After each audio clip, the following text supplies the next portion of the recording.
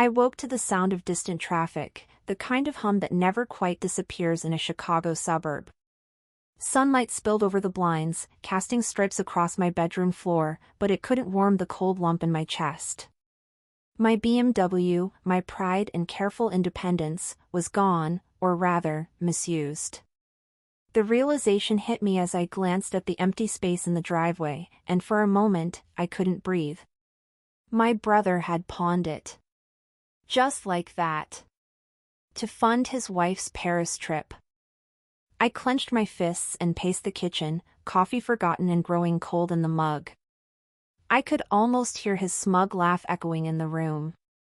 Marcus, 35, always impulsive, charismatic enough to charm anyone, yet reckless enough to think nothing of pawning my car without a second thought.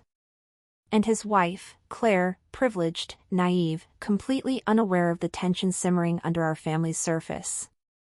She was going to Paris, blissfully ignorant, while I was left staring at the consequences of his selfishness. I tried to steady my thoughts, reminding myself that patience could be more powerful than anger. I couldn't just storm over there, accuse, and lose my control. This was a chess game, and Marcus had made a blunder, but I needed to plan my move carefully. The betrayal was raw, immediate, a stab of disbelief, then hot anger simmering beneath the surface. My mind raced through possible confrontations, weighing restraint against the justice I craved. I could almost see the pawn ticket in his hands, proof of his audacity, a symbol of his disregard for anyone but himself. I remembered past moments, subtle betrayals that had built this undercurrent, favors ignored, contributions dismissed, me always bending to family needs while his whims took priority. It was a familiar pattern, yet every time it resurfaced, the sting was sharper. I let myself breathe, the shock fading into a cold, calculating awareness. I had to gather evidence, observe quietly, make sure that when the time came, my retaliation would be precise, undeniable, and thoroughly satisfying. Patience wasn't weakness, it was strategy. Neighbors were out, walking dogs or jogging, casually noting the morning bustle, unaware of the silent storm brewing in my home. I caught the glance of Mrs. Delaney across the street, her expression vaguely curious as I carried in the empty bag from my car. Observational humor flickered in my mind. Chicago mornings always gave the illusion of normalcy, yet underneath, families carried their secrets and betrayals like shadows. I wondered if she noticed the tension between Marcus and me, or if she simply saw another family's small dramas. I examined the spare BMW keychain on the counter, a tiny token now loaded with symbolic weight. It wasn't just a key, it was the anchor of my frustration, a reminder of both my independence and the disregard it suffered. Later, it would serve as evidence, a psychological pivot in my eventual confrontation. I rehearsed conversations silently, imagining Marcus joking about the car, his laugh cutting across the room. I would let him think he'd won, momentarily. Then, I would reclaim control, methodically, cleverly, without giving away the depth of my planning. I reflected on American family expectations, the pressure to forgive, to overlook, to maintain harmony. But I also knew the subtle satisfaction in measured retaliation, the kind that made justice feel inevitable without turning chaotic. The balance between loyalty and personal justice wavered, a tightrope I had walked for years. My heart raced, yet my expression remained calm, even stoic. I wasn't weak, and I wouldn't allow him to assume otherwise. My intelligence, honed through years of quiet observation and suppressed frustration, was my advantage. As I moved around the house, collecting mail and sipping now cold coffee, the morning sun climbed higher. The city stirred with its usual rhythm, oblivious to the betrayal within my walls. I visualized my plan unfolding, small, precise, incremental steps that would make Marcus reconsider every careless act, every assumption of immunity. The BMW pawn was just the beginning. I would watch, document, and wait for the perfect moment to reveal that no action went unnoticed, no disregard went unpunished. My internal monologue circled the same themes: betrayal, patience, strategy. I wasn't simply angry, I was aware, calculating, measuring the exact emotional impact of each decision I would make. The simmering resentment gave way to a restrained determination, a cold clarity that sharpened my focus. I knew Marcus's impulsiveness would be his undoing. I would exploit it, not with blind fury, but with deliberate, intelligent counteraction. By the time the morning light fully flooded the room, my resolve had solidified. I wasn't reacting impulsively today, but I was preparing for the confrontation ahead. Every observation, every silent note of his behavior, would contribute to my eventual reclaiming of agency. I wouldn't be caught off guard again. Betrayal was a lesson, and lessons required meticulous attention. I locked the door behind me, but in my mind, a list was already forming, every step he'd regret. The morning light crept through the blinds of my apartment, casting a pale glow over the papers spread across my desk. The BMW title sat beside a stack of financial statements, each sheet a reminder of the reckless decisions my brother had made, and the careless way our family's trust had been exploited. I traced the edges of the documents with my fingers, my mind weaving through suspicions that had been quietly growing since the pawn incident. Something was off, more than just the car. I felt it deep down, the pattern of disregard, the subtle betrayals stretching back longer than I'd let myself acknowledge. I dialed the family lawyer first, careful not to let my voice betray the tension simmering beneath. "Have you noticed anything unusual with the accounts recently?" I asked, trying to sound casual, but my pulse betrayed the urgency I masked. The lawyer's pause told me enough. Yes, there were irregularities. My stomach tightened as I realized that Marcus might have been misusing other assets, quietly siphoning what wasn't his. The anger I had felt at the BMW incident was now channeled into something sharper, more focused. This wasn't just reckless impulsiveness, it was calculated negligence, perhaps worse. Coffee in hand, I moved to the window, watching Chicago's streets awaken. Delivery trucks rumbled past, children walked to school, and joggers passed in their rhythmic stride. The ordinary flow of urban life contrasted sharply with the chaos I was uncovering at home. I scribbled notes in the margin of the statements, making mental connections, marking lines that didn't add up. Every suspicious entry was a thread, and I intended to pull until the entire pattern revealed itself. Through the afternoon, I observed Marcus discreetly, piecing together his interactions with Claire and her friends. The glances, the hushed conversations, the subtle body language, they were all clues to a larger conspiracy to cover his tracks. He joked, laughed, acted unbothered, but I saw through it. My strategy wasn't to confront recklessly. I would document, observe, and wait for the moment when his carelessness would do the work for me. Every whispered conversation, every overconfident smirk became fodder for my plan. Patience, I reminded myself, was a tool I wielded better than he did. Neighbors offered small, seemingly inconsequential insights. A passing remark from Mr. Carson about Claire's sudden shopping spree, or the casual observation from young Emily down the street about Marcus's erratic hours at the office, they all painted a picture that confirmed my suspicions. I made careful notes, filing mental snapshots of interactions, tone, and context. Family privilege and entitlement, the way people assumed compliance and silence, fueled my determination. I could almost taste the justice I was plotting, not reactive fury, but precise, unavoidable consequences.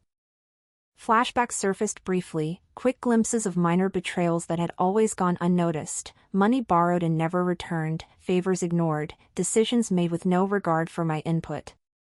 Each memory was a brushstroke in the larger painting of Marcus's pattern. I allowed myself a quiet nod to the lessons those years had taught me, how to read people, anticipate moves, and prepare countermeasures without giving away my intent. My strategy was no longer emotional reaction, it was meticulous observation and accumulation of leverage. The BMW keychain rested near the edge of the desk, a small emblem from the previous chapter that now symbolized more than just a vehicle. It was a reminder that small objects could hold meaning, and in the right context, could become evidence of deeper misdeeds. I glanced at it, noting the slight scratch on the metal, an echo of the day Marcus pawned the car, a physical testament to disregard. This item, trivial to anyone else, was now a subtle anchor for the larger narrative I was unraveling. By late afternoon, I had gathered enough to outline a preliminary strategy.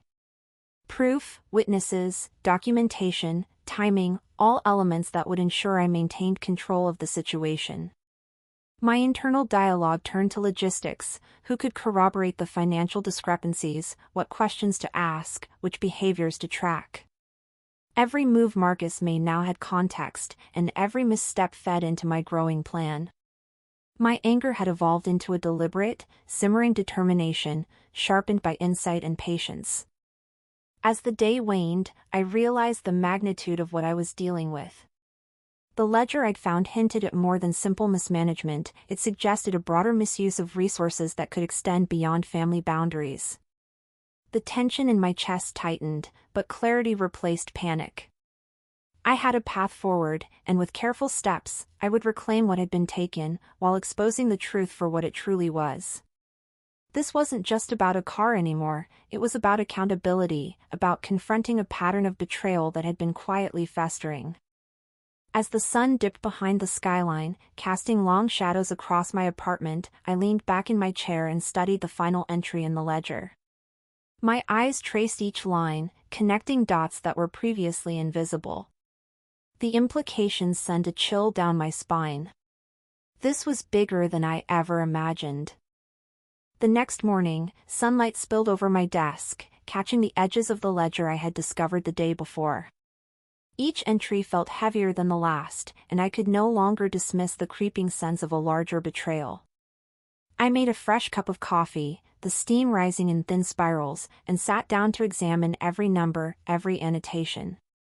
Patterns emerged, subtle at first, but unmistakable: transactions that didn't align with what I knew of Marcus's lifestyle, withdrawals timed around trips Claire took, funds moving in directions that suggested more than casual oversight. My pulse quickened, but I forced myself to breathe, to remain measured. Anger would serve me only if it was focused and precise. I called Lana, my neighbor and trusted friend, who had a knack for detail I sometimes envied. "Lana, can you take a look at these entries? Something's off, and I need a second set of eyes." Her soft chuckle over the phone belied the seriousness I hoped to convey, but she promised to review the files discreetly.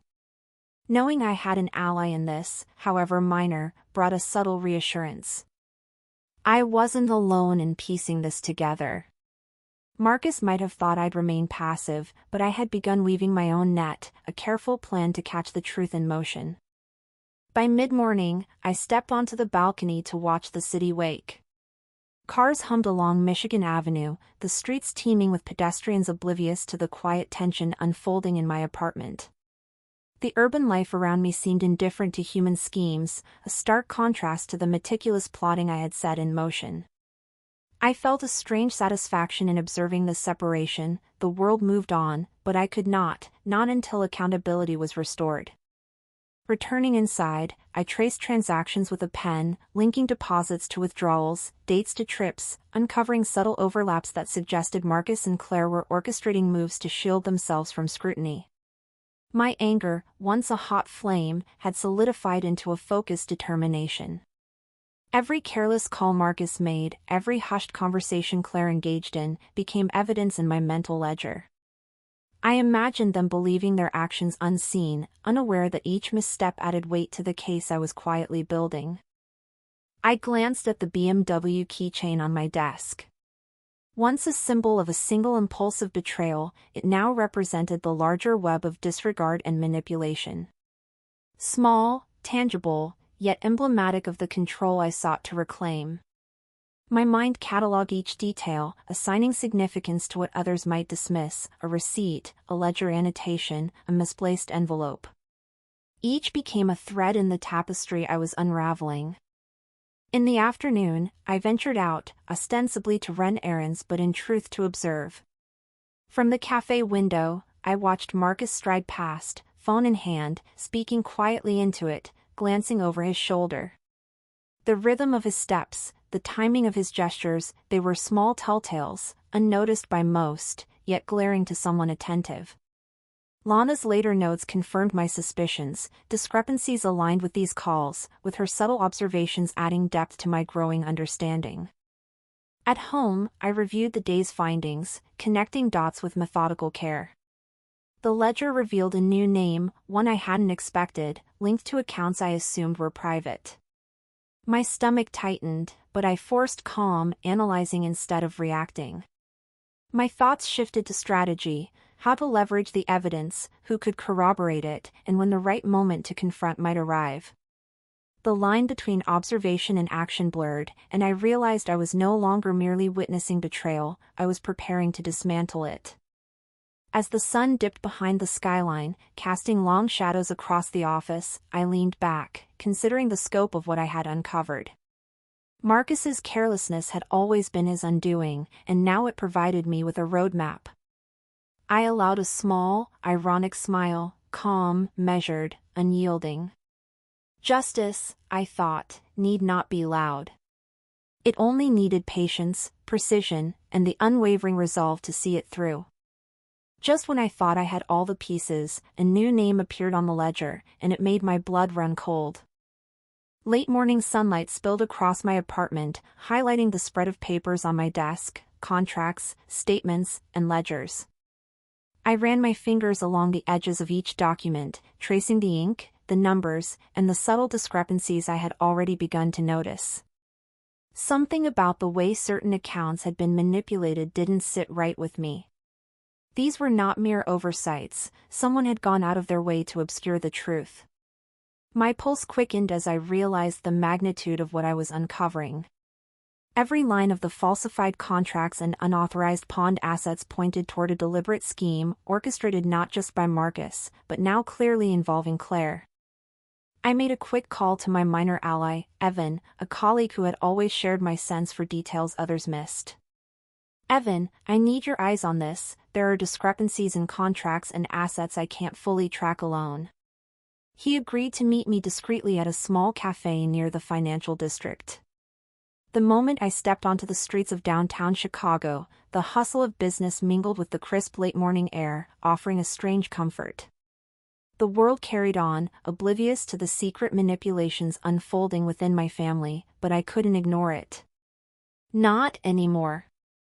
By mid-afternoon, I was seated across from Evan, laying the documents carefully between us. We reviewed every ledger entry, cross-referencing dates and amounts, uncovering patterns that suggested a calculated effort to hide money and assets. His eyebrows rose as he leaned in, whispering, "This isn't just negligence, this is intentional, and they've been careful to cover it up." My stomach twisted, both from validation and from the weight of betrayal. It wasn't just the pawned BMW anymore, the deception had layers, and the thread seemed to stretch beyond the immediate family. Returning home, I found my phone vibrating with an unexpected email from an unknown sender. The message was cryptic, hinting at outside involvement, possibly from someone powerful and dangerous. My fingers hovered over the screen, reading the lines repeatedly. The realization that forces beyond my family might be entangled in Marcus's schemes sent a shiver down my spine. Yet beneath the shock, a determined focus began to take shape. Panic would serve nothing, patience, observation, and precision were my weapons. I went back to the ledger, each entry now carrying more weight. My mind traced possibilities, projected outcomes, and cataloged evidence, linking names to transactions, phone calls to suspicious movements. The BMW keychain, once a symbol of a single act of betrayal, had become a tangible reminder of a much wider web of deceit. Every detail mattered, and I was determined not to let anything slip through the cracks. Later, I took a moment to sit by the window, watching the city move along its familiar rhythm. My thoughts drifted to minor details that could reveal alliances or secrets, a misplaced folder on Marcus's desk, the way Claire had hurriedly closed her laptop when I walked by, a familiar face lingering just a little too long in the lobby of her apartment building. Each observation fed into a growing mental map of the deception, a strategy forming in careful layers. I could not confront them yet, too much depended on timing and precision. As evening approached, I settled back at my desk, reviewing the documents again, confirming every suspicious entry, every altered contract. The depth of the betrayal was staggering, and the thought of external influence, the suggestion of a mafia connection, added a dangerous edge to the picture. Still, I forced myself to remain calm, deliberate, and strategic. My resolve was solidifying. I would act, but only when I had the full scope of leverage and the certainty that Marcus and Claire would have no escape from accountability. I never thought my family secrets could reach this far, but the message left no doubt: someone else was pulling strings. The afternoon sun had shifted over Chicago, casting a golden hue across the streets, but inside Marcus's home office, the warmth was absent. Papers were strewn across his mahogany desk, ledgers, contracts, receipts, but nothing compared to the storm building in my chest. Each document I sifted through confirmed what I had feared: deliberate manipulation of family assets, carefully hidden and yet revealing themselves under my scrutiny. I had been cautious, meticulous, and now the evidence was undeniable. Marcus had crossed a line I could no longer ignore. I arranged a discreet meeting with Evan at a quiet cafe nearby, away from prying eyes. As I entered, the scent of fresh coffee mingled with the city's rhythm outside, grounding me. I laid out the findings, explaining the irregularities and the patterns I had traced. Evan's expression darkened as he followed my explanations. "She's not just pawning your car," he said quietly. "There's a network here, and it's bigger than either of you imagined." My stomach tightened. Bigger, indeed. Returning to Marcus's office later that afternoon, I confronted him. I maintained my calm exterior, voice steady yet pointed. "I've reviewed the financials, Marcus. Care to explain why the contracts don't match the accounts?" His gaze flicked briefly to the ledger before he masked it with a casual smirk. "You worry too much. Everything's fine." But I could see it in the tightening around his eyes, the subtle twitch of his hand near the hidden drawer. I pressed, asking questions that exposed gaps in his story, the inconsistencies he could not smooth over with charm alone. The exchange was a delicate dance of words and power. I carefully observed his reactions, slight hesitations, over-explanations, and the defensive gestures that betrayed his panic. With each answer, my confidence grew, my determination solidified. The BMW keychain on the desk, once a simple reminder of a single act of betrayal, now represented the thread leading through a larger tapestry of deception. Every misplaced document, every slight glance toward the computer screen, confirmed that Marcus's schemes were extensive and carefully guarded. By early evening, Evan and I had pieced together enough evidence to anticipate the next moves. The ledger, the hidden transfers, the falsified contracts, they formed a web that Marcus could not untangle without exposure. Yet, an external factor loomed. A cryptic message I had received hinted at interference from outside the family. The possibility of mafia involvement was unsettling, but it sharpened my focus rather than diluted it. Precision, patience, and timing were crucial. I left Marcus's office with a newfound clarity. On the way home, the city streets buzzed around me, oblivious to the silent war unfolding in the corners of our family. Each step I took was measured, each breath a reminder that retaliation required strategy, not impulsivity. My mind catalogued potential allies, contingency plans, and the exact leverage I would need to reclaim what was rightfully ours. The shadows Marcus had cast were formidable, but I had learned to navigate them with calm resolve. Back in my apartment, I reviewed every piece of evidence once more. The ledger lay open, contracts marked with precise notes, and my gaze settled on the BMW keychain, echoing the betrayal that had set all this in motion. The sense of moral clarity mingled with a quiet satisfaction. I was no longer merely reacting. I was preparing to take control, to confront the layers of deceit with intelligence, patience, and measured force. Everything I thought I knew about my family was unraveling, and the next move was mine to make. Night had begun to settle over Chicago, casting long shadows across the streets and high-rises, but inside my apartment, the tension was palpable, electric. Evan and I pored over the ledger again, cross-referencing each transaction with bank statements, emails, and contracts. The evidence was damning. Marcus was entangled in hidden alliances, the trails leading beyond the family circle into murky external dealings. My stomach twisted with a mix of disbelief and controlled anger.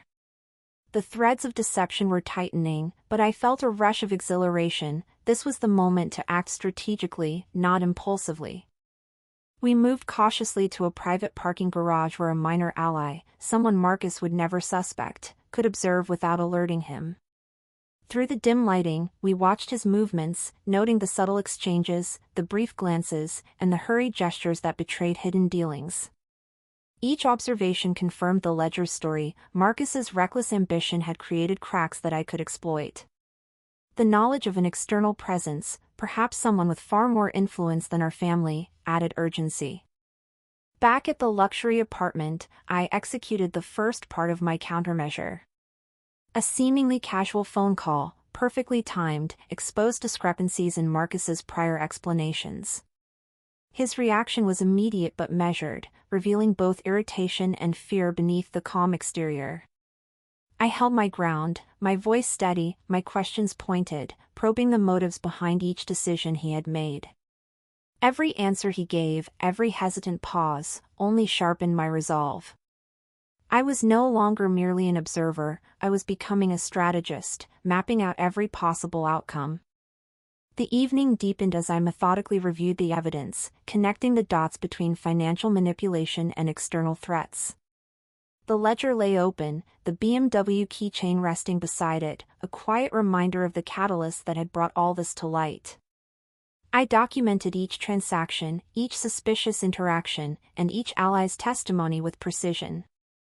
The patterns were clear now. Marcus was vulnerable, his overconfidence making him blind to subtle surveillance, and I had the upper hand in planning my next moves.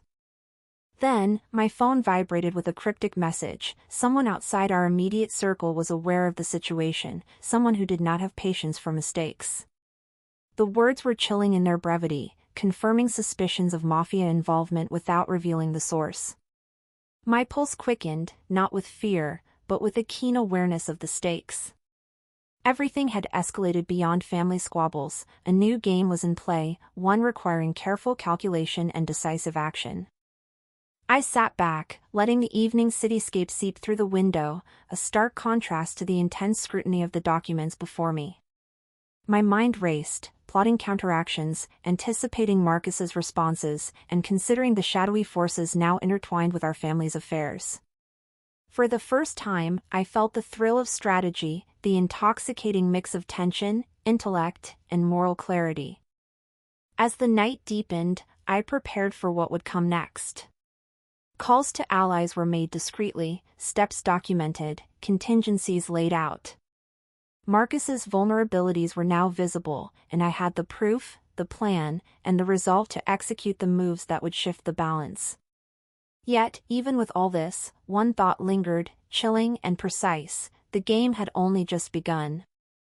Just when I thought I had the upper hand, the real game had only begun. The city streets outside were hushed, blanketed in the late-night quiet that only a restless mind could appreciate. Inside the family estate, I moved deliberately, retracing every step Marcus might have taken, imagining his reactions, calculating his missteps. My ally had just delivered the final piece of intel. The mafia boss knew of our activity. That revelation alone made every careful plan, every contingency I'd drawn up, suddenly more critical. I could feel the tension in my chest, a tightening coil that demanded precision rather than panic. I spent hours scanning Marcus's communications, cross-checking the clandestine messages exchanged with his associates. There it was, Twist S13 revealed in encrypted phrases, subtle enough that only a trained eye would notice, yet blatant to someone who had been observing closely. A pang of disbelief ran through me, quickly replaced by a sharpened focus. This wasn't just family betrayal anymore, it was a dangerous game of manipulation and external power, and I had to act with both moral clarity and tactical foresight. As I set traps within the web Marcus had woven, an unexpected blow landed. Twist S14, a minor family member I had trusted, appeared to be siding with him. The realization hit like a cold draft, raising my pulse and forcing me to reassess every interaction, every assumption I had made about loyalty. I felt a flicker of panic, quickly tempered by the strategic calm I had cultivated. Every betrayal was now a tool, a puzzle piece, feeding my mental map of the family's fractures and weaknesses. Then, a small victory emerged. Marcus had underestimated me. Twist S15 revealed a critical vulnerability in his plan. Observing the lapse, I moved carefully, capitalizing on the oversight without alerting him to my knowledge. My exhilaration was measured, calculated, a quiet thrill that came from knowing I was finally gaining leverage. I could almost see his overconfidence, the subtle impatience in his gestures, the missed details that now became my advantage. Through the early morning hours, I coordinated with my ally, confirming every suspicion, validating every piece of intelligence, and preparing for the imminent confrontation. I paused occasionally, letting the weight of what was unfolding settle. The BMW keychain and ledger from earlier chapters had become more than symbols, they were anchors of evidence, reminders of the path that had led me here. Each document, each observation, was a step toward reclaiming control and asserting moral authority over the chaos Marcus had wrought. The city began to wake, the first pale light brushing against the skyline, but inside, the tension remained taut. I had charted out the initial moves, anticipated the betrayals, and identified the weak points. The confrontation was no longer hypothetical, it was imminent. And in that instant, as I observed a subtle signal from Marcus's insider, a glance, a slip of information, I realized that every move I had planned would be tested right now. Every calculation, every contingency, every ounce of strategic patience would be scrutinized by the moment that had arrived. I took a deep breath, centering myself, and acknowledged the truth I had been preparing for. This was the tipping point. There would be no room for error, no second chances, and no illusions of innocence. The confrontation that had been building since the BMW had been pawned was about to erupt, and I was ready. Every instinct, every lesson, every measure of careful planning was now coming into play. I realized in that instant that every move I'd planned would be tested, right now. The first light of day was just beginning to filter through the urban skyline as I moved with deliberate precision, the weight of every decision pressing against my chest. The intel my ally had gathered confirmed what I already suspected. The Mafia boss was now directly involved, watching, calculating, and waiting for the slightest misstep. Twist S16 wasn't just a warning, it was a signal that every action I took from here on would carry the heaviest consequences. I felt a mix of adrenaline and apprehension, my mind a calculated machine, measuring every possibility, every risk, every potential payoff. By mid-morning, I was navigating the maze of city streets and back alleys, coordinating with allies who understood the gravity of the situation. Minor family members, previously assumed loyal, revealed their allegiances were compromised, adding Twist S14's sting to the strategic complexity of the day. Each observation, every subtle gesture, became data in my ongoing analysis. Marcus believed he was in control, but I could see the cracks forming in his carefully constructed facade. He underestimated the meticulousness with which I had been gathering intelligence. The confrontation began in earnest in the family estate office, a tension-filled room where words were sharp, measured, and full of latent threats. Twist S17 unfolded as Marcus attempted a deceptive maneuver, trying to regain control, but the small vulnerabilities I had uncovered became my leverage. I navigated the dialogue like a seasoned strategist, extracting information, assessing intentions, and turning every reveal to my advantage. The Mafia representative's presence elevated stakes, yet I maintained moral clarity, refusing to let fear dictate my actions. Every word, every pause, every glance was calculated for maximum impact. By early evening, I had executed Twist S18, exploiting the hidden vulnerabilities to decisively shift power. Marcus's overconfidence and minor miscalculations became liabilities, leaving him scrambling to respond. The thrill of strategic victory was tempered by the knowledge of moral responsibility. I had outmaneuvered him, but I had done so without stooping to the ethical compromises that had defined his approach.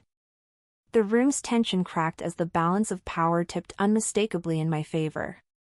My allies moved seamlessly, securing key evidence and ensuring safety, their loyalty reaffirmed in real time. As night fell, the city lights casting long shadows through the office windows, the dust began to settle on the confrontation. Marcus and the MAFIA representatives, both stunned and recalculating, had no choice but to acknowledge the shift. I had asserted control, but the path forward was clear: consequences would be delivered not out of vengeance, but with justice as the guide. I allowed myself a rare moment to breathe, recognizing the calculated satisfaction of a plan executed flawlessly. The echoes of the BMW keychain and ledger from earlier chapters resonated as symbols of victory and lessons learned. They reminded me that intelligence, patience, and moral clarity were more powerful than brute force or intimidation. The confrontation had tested every skill, every instinct, and every ounce of resilience I possessed. I had emerged tactically victorious, ethically grounded, and strategically positioned to dictate the next steps. As the dust settled, I knew the hardest choices were still ahead, but I would face them on my terms. The morning sunlight filtered through the blinds of my apartment, casting long, deliberate lines across the floor, and for the first time in weeks, I felt a sense of clarity settling over me. The fallout from the showdown had rippled through the family estate and the city offices alike. Marcus had been forced to face the consequences of his greed and impulsive decisions, the MAFIA connections curtailed, and the ledger of betrayals closed on my terms. I sat at my desk, surrounded by the quiet reassurance of papers, letters, and messages confirming that justice, in its own imperfect way, had been served.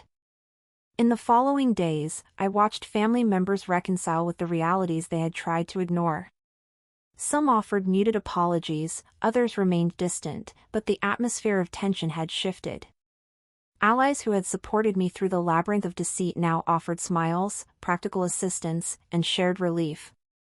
Minor betrayals had been revealed, some reconciled, others permanently severed. The city streets buzzed below, indifferent to the intricate human dramas playing out within the walls of the estate and the legal offices where accountability had been enforced. I spent hours reflecting on the steps that had led to this point, considering each choice, each pause, each moment of internal debate. Twist S18's consequences lingered, not as threats, but as markers of a life reclaimed. The hidden strengths I had cultivated through patience, strategic thinking, and moral clarity had guided me safely past danger, leaving me empowered rather than embittered. Conversations with allies reinforced this, offering perspectives on resilience, loyalty, and the quiet courage it takes to act ethically in chaotic circumstances. Weeks later, I returned to the spaces that had once felt heavy with suspicion: the family estate's quiet halls, the legal office where records were finalized, my own apartment where reflection had become ritual. Each location now carried a sense of closure, a testament to boundaries established and lessons learned. The BMW keychain, the ledger, and even the smallest document had shifted from symbols of betrayal to symbols of triumph, proof that careful observation and ethical resolve could prevail even in a landscape littered with deception. I allowed myself a rare moment of peace, watching the city pulse outside my window, understanding that while scars remain, they are reminders of endurance, not chains. I had achieved moral victory, established my personal boundaries, and set a clear trajectory for the future. Every decision, every confrontation, every carefully measured move had culminated here. The past whispered, but its voice no longer dictated my actions. I had faced the shadows, confronted them, and stepped beyond. Though the past still whispers in quiet corners, I finally steer my life on my own terms, and nothing can shake that.